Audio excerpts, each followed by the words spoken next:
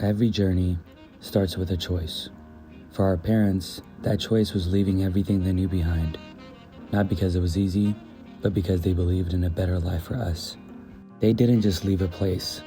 They left family, friends, a culture, a life they had built from scratch. My name is Martha. My sister Martha and I still remember when we realized what that meant. We were young, but even then, we could feel it. The weight of their sacrifice, the cost of starting over. They came here, worked in places they could have never imagined working, or like doing work that they could have never imagined themselves. Them doing in Ethiopia to raise us. I think that's the biggest sacrifice. And I think we forget what that means because it's such a shared experience, and like the immigrant community, like everyone sacrifices that life to come here and like raise their children, but you kind of get used to it and you forget what it means. But that sacrifice wasn't just about what they lost. It became the foundation for everything we've been able to build here in America.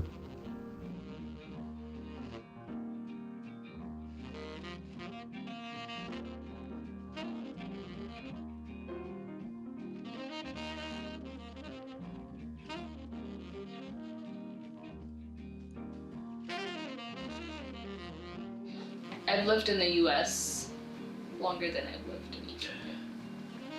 Yeah. Right? Like, and I remember hitting that mark and being like, oh shit, like... Do you actually? Yeah, because it was... That used to be my, and it's still to this day, is my like syllabus week, like tell me about yourself thing. I used to say, I've spent more of my life in another place than I have in the States. But then, I don't know when that stopped. Growing up as children of immigrants meant living in two worlds. At home, we were as Ethiopian as can be and celebrating the culture. We shared food from the same plate. We prayed together. We looked out for each other. Outside the house, we were learning a different world. We spoke a different language. We tried to fit in while still holding on to who we were. But no matter where we were, one thing stayed the same. We moved as one. Family first, neighborhood tight. Everyone was involved in raising us. Everyone had our back. How do you feel having to balance those two lives? Or like those two lives and kind of identities in a way? I don't know, it's not something I like think about intentionally to balance the two lives. Yeah.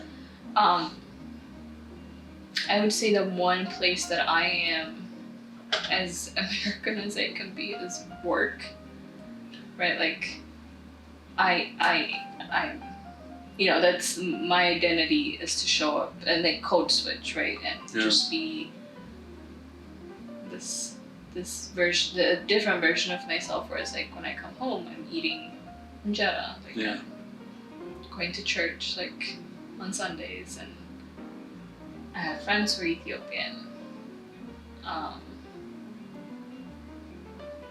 A lot of the culture I would say I've kept intact, but then like outside of my work, right? So it's not something I think about, but I'll always put my Ethiopianness in front of anything else, like. Yeah. Without thinking about it. I would rather drink homemade coffee than go to Starbucks and be like, oh yeah, let me get a America. You know? That's a really good point. Coffee plays a big part, and I think how... For sure. To some, I think it just makes us feel like coffee snobs, but like to us, it's like a big part of the culture. Absolutely. That's hilarious. So like I guess I'm not coming home making burgers or like, you know. It's a good point. It's a very good point. But it's not something I'm like, oh, let me practice, let me balance my life and make injera while I'm at home. I don't make injera, but like what? Yeah. I'm not thinking that. That's what I prefer. That's what I want. when I'm at home. So in the comfort of your home, you could be Ethiopian through and through, but that's tested when you're, I guess, is that something that's even tested, or you just don't bring that much of it out when you're at work?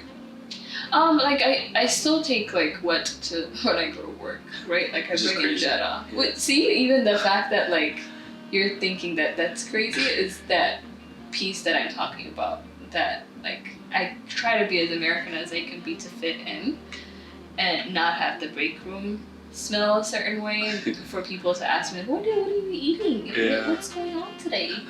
To just avoid those conversations, right? Like. There are some things that I think would make people question, like, yo, is he okay? Mm-hmm. But like to us, it's so normal. Yeah. Like you and I, if we're at a family function, if today's got served and we're just like, this is gonna Can be you a get a great piece? day. Okay. Yeah, like yo, you wanna share a plate? Is our first question. But if our friends are around, or just like if it's a public space that we're in and that gets Yeah. served, I don't think that would even happen. But there's a lot of questions that are not like, yo, do you want to share a plate, or like, yo, can I get a piece? Mm-hmm. That sense of togetherness, of community, shaped us. It taught us how to show up for people, how to carry something bigger than ourselves.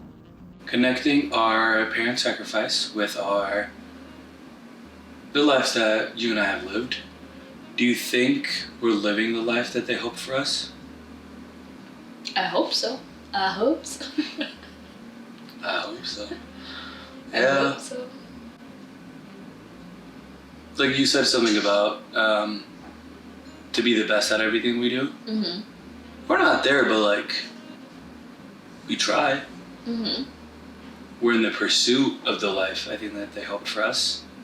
Yeah. Our parents didn't do this for themselves. They did it for us, so we can dream bigger, live freer, and reach higher. We may never be able to pay them back for what they gave up, but we try. Every step we take, every win we celebrate, every door we walk through, we do it with them in mind. Today, we're all grown. We've made it through school, we've started careers, we're building families of our own. Everything we are, everything we've become, started with them, our parents. As you see our journey, remember this: it was their courage, their faith, their sacrifice that made all of this possible. And this last image, our parents. This is who we owe it all to. They gave us everything, and we'll carry that with us, always.